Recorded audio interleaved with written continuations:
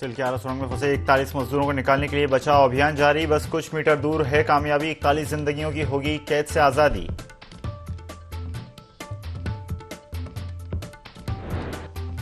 CM Dhami ने मजदूरों के लिए की पूजा अर्चना। सिलक्यारा में स्थापित बौखनाग देवता की पूजा अर्चना। सभी श्रमिकों के कुशल रेस्क्यू के लिए प्रार्थना।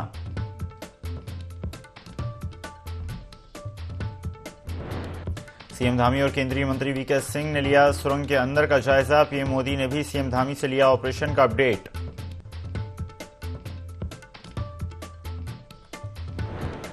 उत्तरकाशी का चिन्याली सौड़ अस्पताल अलर्ट मोड पर। मौके पर 40 एम्बुलेंस तैयार। देहरादून और टिहरी से बुलाए गए विशेष डॉक्टर्स।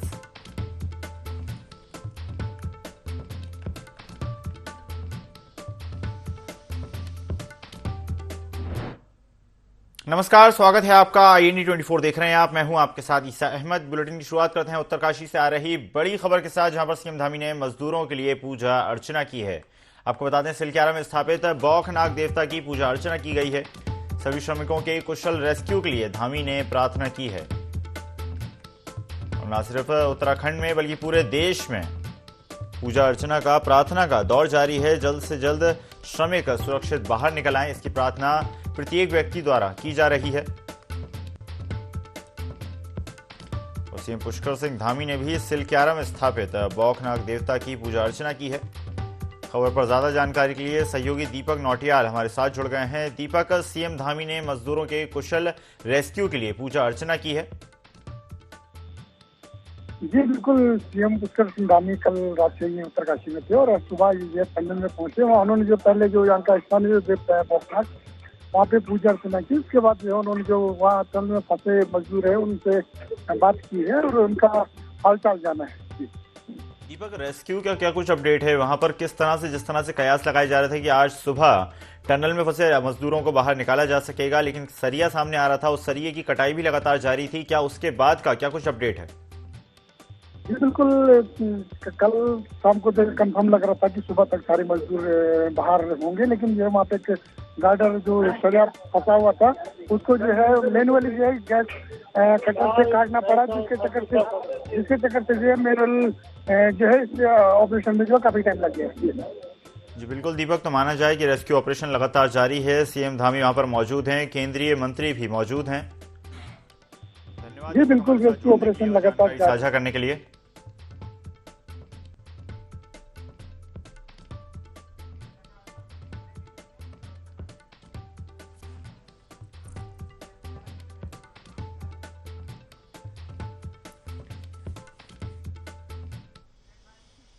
रुख करते हैं बड़ी खबर का, जहां पर सिलक्यारा में टनल रेस्क्यू ऑपरेशन लगातार जारी है। आपको बता दें, बड़ी संख्या में कर्मचारी वहां पर मौजूद हैं, प्रशासनिक अमला मौजूद है और साथ ही साथ सीएम पुष्कर सिंह धामी और केंद्रीय मंत्री भी लगातार टनल रेस्क्यू ऑपरेशन पर नजर बनाए हुए हैं। रेस्क्यू ऑपरेशन युद्ध स्तर पर लगातार जारी है। उत्तरकाशी का सिलक्यारा टनल रेस्क्यू ऑपरेशन लगातार जारी है। केंद्रीय मंत्री वहां पर मौजूद है।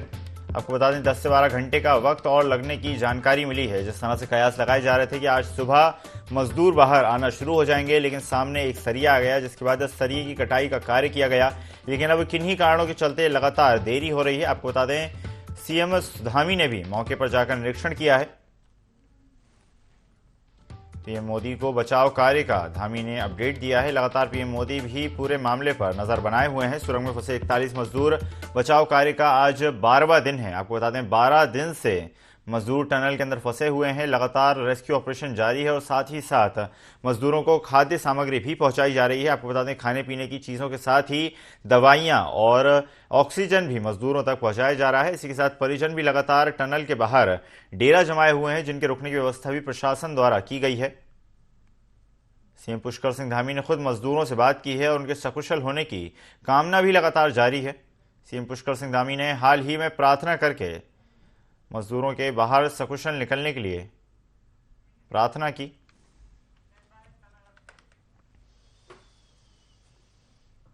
उत्तरकाशी टनल हादसे में नया अपडेट सामने आया है, जिसमें बताया जा रहा है कि लंबे समय से चल रहे राहत एवं बचाव कार्य अपने अंतिम चरण में पहुंच चुका है। आपको बता दें, जल्द ही टनल में फंसे मजदूरों को बाहर निकाल लिया जाएगा। एनडीआरएफ और एसडीआरएफ की टीम टनल के अंदर पहुंच चुकी है और इस सारे ऑपरेशन पर मुख्यमंत्री पुष्कर सिंह धामी भी अपनी नजर बनाए हुए हैं।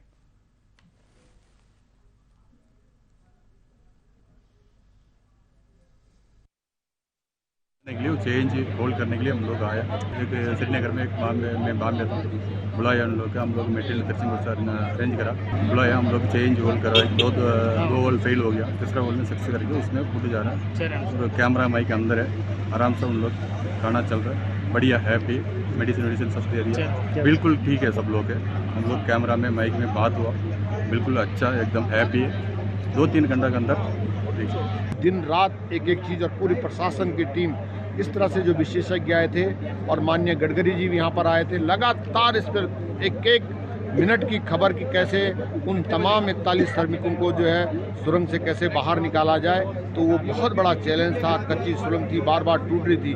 आज माँ गंगा की कृपा से, भगवान भोगनाथ देवता की कृपा से 1-2 घंटे बाद ये ऑपरेशन जो है पूरा हो जाएगा। पूरे देश की निगाह लगी थी कि वास्तव में देश के तमाम जो 41 श्रमिक थे, इस क्षेत्र के लोगों ने उस दिन दिवाली नहीं मनाई। तो आज वो दिवाली का शुभ अवसर और शुभ पर्व जो है, जब श्रमिक सकुशल बाहर आ जाएंगे तो आज हमें लगेगा कि उस दिन नहीं मनाएंगे, तो इगास की दिवाली आज मनाएंगे। आज हमें पूरी आशा है कि आप जल्दी 1-2 घंटे के अंदर आज रेस्क्यू हो जाएगा, क्योंकि जो फीडबैक आ रही है वो बहुत जल्दी में ही, उसके लिए हमें ये आशा है, खुशी है कि बहुत जल्दी हमारे जो रेस्क्यू पे अधिकारी लगे हैं उनसे बात करने के बाद हमें ये पूरी आशा है कि आज 2-3 घंटे के अंदर अंदर हर हाल में रेस्क्यू हो जाए।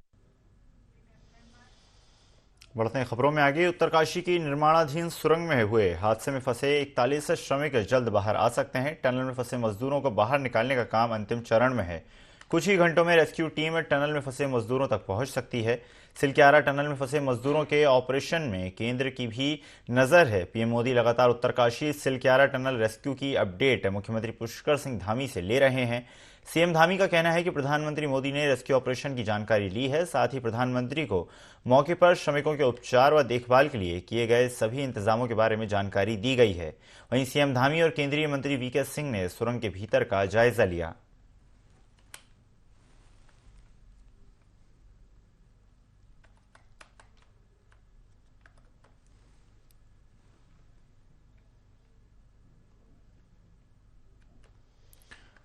तो उत्तरकाशी में रेस्क्यू ऑपरेशन लगातार जारी है और ऐसे कयास लगाए जा रहे हैं कि जल्द ही खुशखबरी सुनने को मिल सकती है। खबर पर ज्यादा जानकारी के लिए स्टेट हेड अजय डोंडियाल हमारे साथ जुड़ गए हैं। अजय जी, रेस्क्यू ऑपरेशन लगातार जारी है, युद्ध स्तर पर कार्य किया जा रहा है और लगभग 12 दिन से ऑपरेशन जारी है, लेकिन जिस तरह से जानकारी प्राप्त हो रही है कि आज सफलता मिल सकती है। देखिए, ये सफलता वैसे कल ही मिल जानी चाहिए थी। कल पूरी संभावना थी कि कल रात तक इनको सारे ही मजदूरों को सकुशल बाहर निकाल लिया जाता, रेस्क्यू कर लिया जाता। लेकिन जब लास्ट मोमेंट पर पाइप डाला जा रहा था आखिरी छोर पर, तो उस छोर पर जो पहले से एक सिक्योरिटी पाइप होता है, सिक्योरिटी स्टील की जो चीजें होती हैं जो सुरंग में लगाई जाती हैं, वो नीचे गिरी हुई थी। तो उसको जो ड्रिलिंग मशीन है वो उसको काट नहीं सकती थी। जब ड्रिलिंग मशीन वहां रुक गई तो ये ड्रिलिंग का काम रोकना पड़ा। उसके बाद एनडीआरएफ की टीम, एक्सपर्ट्स की टीम अंदर गई। उन्होंने देखा कि यहाँ कटर वो आ गया है, स्टील का लोहे का पूरा रॉड है, तो उसको रात में उसको काटा गया। 6 घंटे उसमें लगे। रात को 6 बजे उसको काटा गया, 6 घंटे में उसको काटा गया और उसके बाद वो पूरा मलबा बाहर से हटाया गया, जो लोहे का जो काटने का मलबा था। अब 4 बजे सुबह फिर से ड्रिलिंग शुरू हुई है। 4 बजे सुबह फिर से ड्रिलिंग शुरू हुई। एक पाइप अंदर और डाला जा चुका है। दूसरे पाइप का इंतजार ये किया जा रहा है कि ये अगर दूसरा अगला वाला जो पाइप था वो उसमें अगर वो जब उससे टकराया होगा तो उसमें क्या दिक्कत हुई होगी, उसका व्यास घट गया होगा। उसके लिए अभी ये भी संभावना जताई जा रही है कि हो सकता है उस पाइप को भी काटा जाए। लेकिन अभी तक की जो जानकारी ये है, जैसा विशेषज्ञों ने बताया है, जैसा एनडीआरएफ के डायरेक्टर जनरल ने बताया है और जैसा कि जो पीएमओ के पूर्व सलाहकार हैं और राज्य के विशेष कार्याधिकारी हैं खुलबे साहब, उन्होंने बताया है कि 10 से 12 घंटे का वक्त लगेगा। 10 से 12 घंटे की जो उनका बयान है वो सुबह का है, यानी अब 10 घंटे आप मान सकते हैं कि 10 घंटे में मजदूर पूरे वापस आ जाएंगे। ये उन्होंने ड्रिलिंग का टाइम दिया था 10 से 12 घंटे का।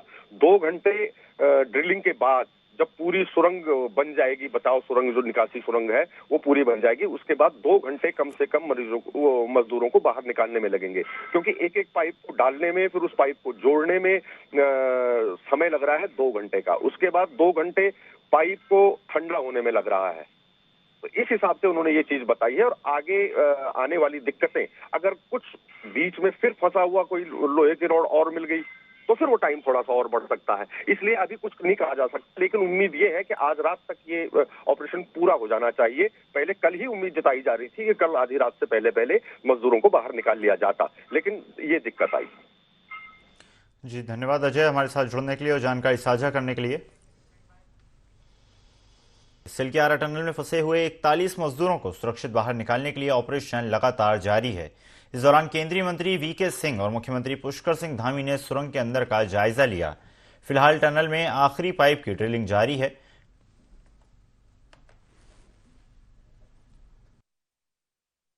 कहा है कि इस तरह की पाइप में से या इससे थोड़ी सांकड़ी भी, थोड़ी नैरो भी रहेगी पाइप, अगर उसमें से भी हम लोगों को सुरक्षित आराम से निकाल पाए। जो हमारा इक्विपमेंट है उसको हमने थोड़ा कस्टमाइज भी किया है। स्ट्रेचर्स के नीचे जैसे पहिए लगाए गए हैं ताकि हम जाएंगे अंदर तो एक एक करके स्ट्रेचर पे लगा के लोगों को जल्द से जल्द बाहर निकाल पाएंगे। तो ये हमारी तैयारी है, हर आशा है, क्योंकि जिस तरह पहाड़ हमको एक के बाद एक चुनौतियाँ सामने देता रहता है, वो चुनौतियाँ कल रात में भी आई, आपको मालूम है। तो ये कहना मुश्किल होगा कि आज शाम में हो जाएगा, लेकिन हम आशावादी हैं, होपफुल हैं कि आज शाम तक हम उनको कर पाएंगे। ड्रिलिंग हो गई है एक पाइप की और उसके बाद जो सेकंड पाइप की ड्रिलिंग होनी है उसके लिए वेल्डिंग चल रही है। तो काम शुरू हो गया, एक और पाइप इंसर्ट हो गई है और सेकंड पाइप की वेल्डिंग उसके साथ की जाए। पाइप डाले जाने के बाद पहले तो ये डिटरमिन किया जाएगा कि पाइप पूरी सुरक्षित है, तो हमारे लड़के पहले अंदर जाएंगे।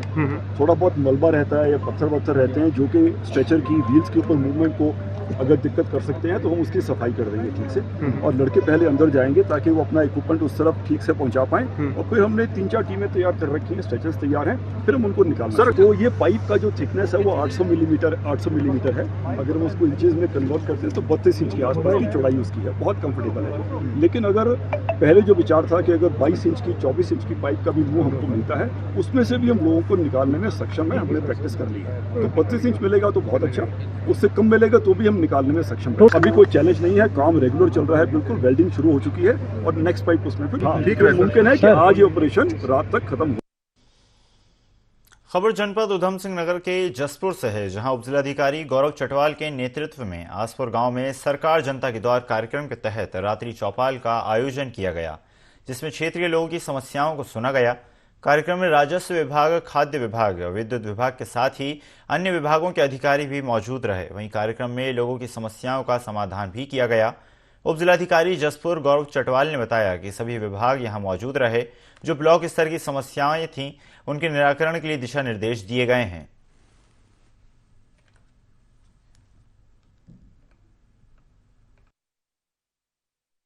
यहाँ पे जो सरकार की जो कार्यक्रम है सरकार जनता के द्वारा, उसके अंतर्गत हम यहाँ उपस्थित हुए और पेंशन से संबंधित और सड़क संबंधित और आधार कार्ड से कुछ संबंधित समस्याएं यहाँ पे सुनी गई। उसमें जितनी जो ब्लॉक स्तर की थी वो हमने उनको बोल दिया, उसका निराकरण हो जाएगा। और इसके अलावा आगामी लोकसभा चुनाव को देखते हुए भी हम लोग यहाँ जो लोग आए थे उनसे अपील की है कि अपने वोट बना लें। समय अंतर्गत जो 9 जनवरी तक का कार्य चल रहा है, इसमें अपने वोट को जोड़ें और लोकसभा चुनाव में समय से भागीदारी करें। सरकार के द्वारा जो है, मैं ही नहीं, जिले के समस्त जो अधिकारी हैं वो विभिन्न गांवों में इस तरह के कार्यक्रम होते रहते हैं और ये प्रक्रिया निरंतर चालू है। उत्तराखंड के प्रसिद्ध लोक पर्व ईगास को लोहाघाट में भी काफी धूमधाम के साथ मनाया जाएगा। एसडीएम लोहाघाट रिंकू बिष्ट ने बताया कि 23 नवंबर को होने वाले ईगास पर्व लोहाघाट में काफी धूमधाम से मनाया जाएगा। रामलीला मैदान में ईगास पर्व का शुभारंभ होगा, जिसमें स्थानीय लोगों, स्कूल के छात्र छात्राओं के साथ ही कई प्रकार के कार्यक्रमों का भव्य आयोजन किया जाएगा।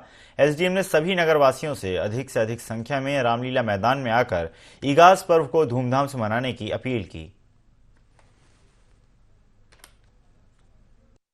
इस वर्ष राज्य सरकार के द्वारा निर्णय लिया गया कि विकास पर्व को पूरे प्रदेश में बड़े धूमधाम से मनाया जाएगा। इसी क्रम में रामलीला मैदान लोहाघाट में कल 5:30 बजे से ये पर्व मनाया जाएगा। स्थानीय जनता से अनुरोध है, समस्त जनप्रतिनिधियों से अनुरोध है, विभिन्न सामाजिक संस्थाओं से अनुरोध है कि वो उसमें अधिक से अधिक संख्या में भाग लें ताकि इस पर्व को हम बड़े धूमधाम से मना सकें। इस अवसर पर जो हमारा दीपोत्सव है, जो कि इसमें मेन चीज ये है कि दीपावली का पर्व है, तो इसमें दियों के माध्यम से हम जो स्थानीय कुम्हार है, स्थानीय जो लोकल फॉर वोकल की हमारी थ्योरी है, इसको हम अधिक से अधिक प्रोत्साहित करेंगे। और इगास पर्व में जो हमारा भैलू करके एक रोशनी का पर्व मनाया जाता है, उसको हम सामूहिक रूप से मनाएंगे ताकि अधिक से अधिक जो हमारा तम से हम उजाले की ओर को जाते हैं, ये संदेश हम जनता। भारत सरकार द्वारा विकसित भारत संकल्प यात्रा के आयोजन को लेकर दिशा निर्देश जारी कर दिए गए हैं, जिसकी जिम्मेदारी सरकारी अफसरों को सौंपी जा चुकी है। इस यात्रा के दौरान गांव-गांव जाकर स्वास्थ्य सेवाओं का प्रचार प्रसार किया जाएगा। इसी क्रम में लक्सर तहसील के सभागार में क्षेत्र के विभिन्न सरकारी विभागों के अधिकारियों और प्रभारियों द्वारा एक मंच पर बैठक आयोजित की गई, जिसमें यात्रा को गांव-गांव तक पहुंचाने के लिए रूपरेखा तैयार की गई। बैठक के समापन पर लक्सर के खंड विकास अधिकारी पवन सैनी के मुताबिक जिलाधिकारी के निर्देश पर इस बैठक का आयोजन किया गया है और इस यात्रा का उद्देश्य भारत सरकार द्वारा तमाम विकास कार्य योजनाओं को धरातल पर लाना है।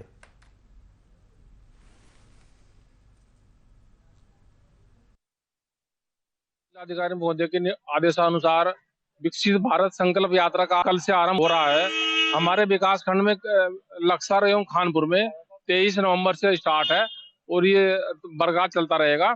इसमें 13 विभागों को आज मीटिंग के लिए बुलाया गया था। संबंधित को सभी को सफल बनाने हेतु भारत सरकार की योजनाओं को धरातल पर सभी को जानकारी देने के लिए ये कार्यक्रम चलाया गया है कि भारत सरकार द्वारा किन योजनाओं पर काम किया जा रहा है।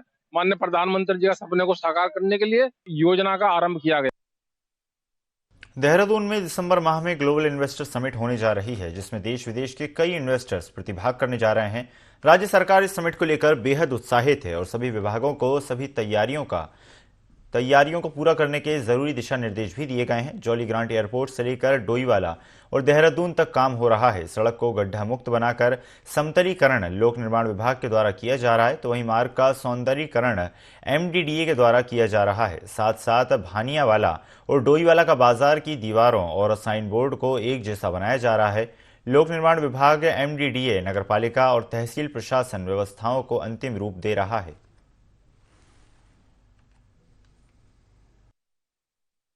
द्वारा इसका ब्यूटिफिकेशन किया जा रहा है एयरपोर्ट से लेकर भानीवाला तक, जिसमें तरह तरह के फ्लावर वाले पौधे और ग्रीन वगैरह लगाए गए।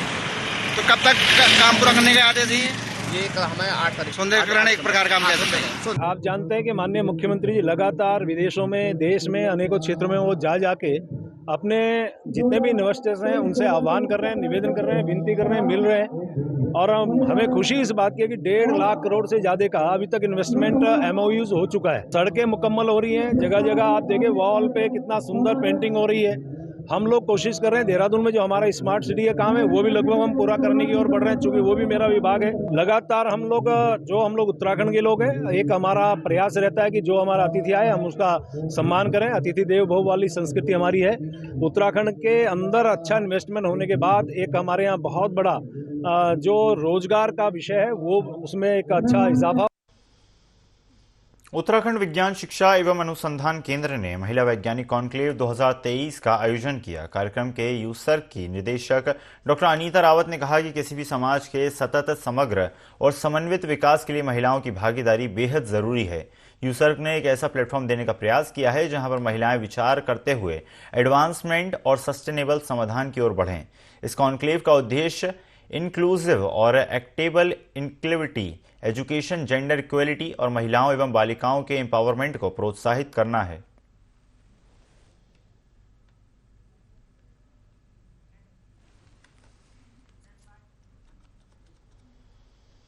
बढ़ते हैं खबरों में आगे। जिस तरह से लगातार हरिद्वार के विकास भवन सभागार में विकसित भारत संकल्प यात्रा की तैयारियों को लेकर समीक्षा बैठक का आयोजन किया गया। नामित नोडल अधिकारी D सेंथिल पांडियन संयुक्त सचिव की अध्यक्षता में बैठक आयोजित की गई। डी सेंथिल पांडियन ने बताया कि इस संकल्प यात्रा का उद्देश्य अधिक से अधिक पात्र लोगों को सरकार की योजनाओं की जानकारी देना है। बैठक में उन्होंने जनपद स्तर पर विभिन्न विभागों द्वारा किए जा रहे कार्यक्रमों के समन्वय के कंट्रोल रूम स्थापित करने के निर्देश दिए। साथ ही ग्रामीण क्षेत्रों के लिए जिलाधिकारी के स्तर पर रूट चार्ट बनाने के भी निर्देश दिए। वहीं मुख्य विकास अधिकारी प्रतीक जैन ने कार्यक्रम की तैयारियों के संबंध में विस्तार से जानकारी दी।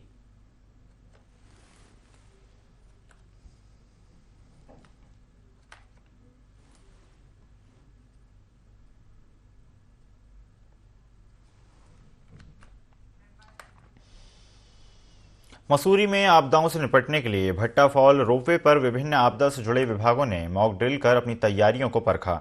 इस दौरान रोपवे खराब होने पर फंसे यात्रियों को सुरक्षित निकालने का साहसिक प्रदर्शन किया गया, ताकि जरूरत पड़ने पर आपदा से जुड़े विभाग तत्काल बचाव और राहत कार्य कर सकें और जान माल की हानि होने से बचा सकें। इस दौरान लोगों को प्रशिक्षित भी किया गया।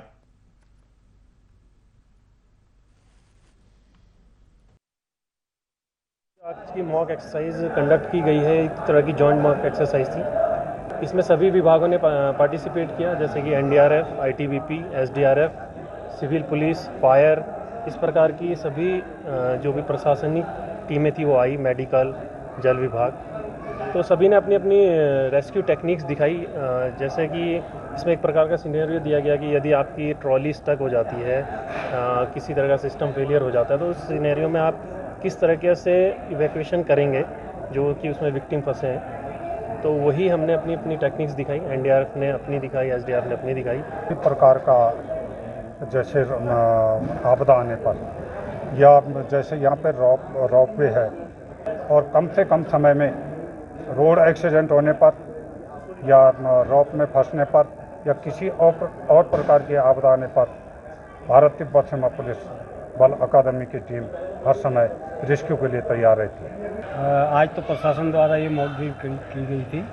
हमारे द्वारा जो है हर 15 दिन 20 दिन में इसी प्रकार का जो है मॉक ड्रिल किया जाता है और ट्रॉली को नीचे ले जाकर बीच में लटकाने के बाद अपने जो हमारा स्टाफ है उसको नीचे उतारा जाता है। टूरिस्ट के साथ हम लोग नहीं करते, और ताकि जो है हमारा सारा जो सिस्टम है वो बना रहे और किसी दिन कोई अगर ऐसी आपदा आती है तो उसके लिए हमारा जो है पूरी तैयारी रहे। देहरादून के प्रेमनगर स्थित निजी संस्थान में पड़ रहे अक्षत शुक्ला का शव उसके कमरे में संदिग्ध हालत में बरामद किया गया, जिसके बाद पुलिस ने शव को कब्जे में लेकर पोस्टमार्टम के लिए भेज दिया। छात्र यूपी के लखनऊ का रहने वाला बताया जा रहा है। अक्षत के माता पिता देहरादून पहुंचे, जहां उन्होंने पुलिस स्टेशन का घेराव करते हुए पुलिस पर उचित कार्रवाई न करने का आरोप लगाया। लड़के के परिजनों का कहना है कि अक्षत काफी सुलझा हुआ और सीधा लड़का था, वो इस तरीके का कदम नहीं उठा सकता। अक्षत के परिजनों ने पुलिस को तहरीर दी है, जिसमें कि 3 लड़कों को अक्षत पर आत्महत्या करने का दबाव बनाने का आरोप लगाया गया है। एसपी सिटी सरिता डोभाल ने बताया कि शव को पोस्टमार्टम के लिए भेजा गया है और परिजनों द्वारा दी गई तहरीर के आधार पर वैधानिक कार्रवाई की जाएगी।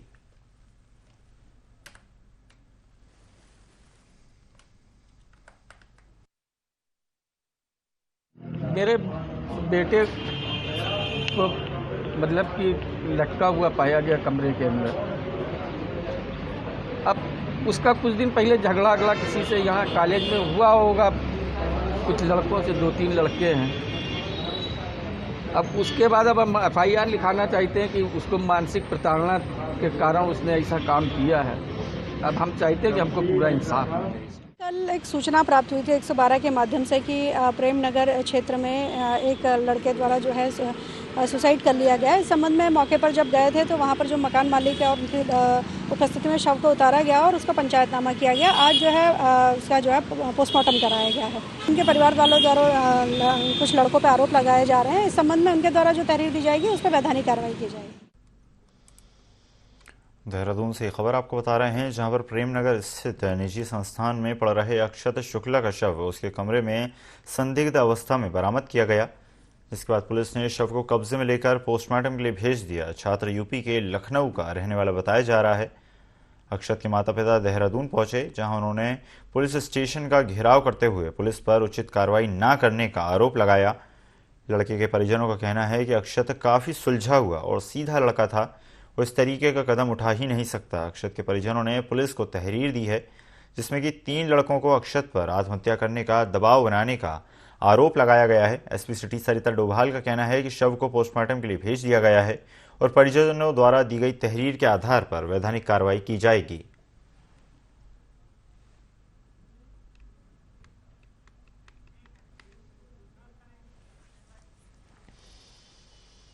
इस बुलेटिन में फिलहाल इतना ही। खबरों का सिलसिला लगातार जारी है। बने रहिए IND 24 के साथ। नमस्कार।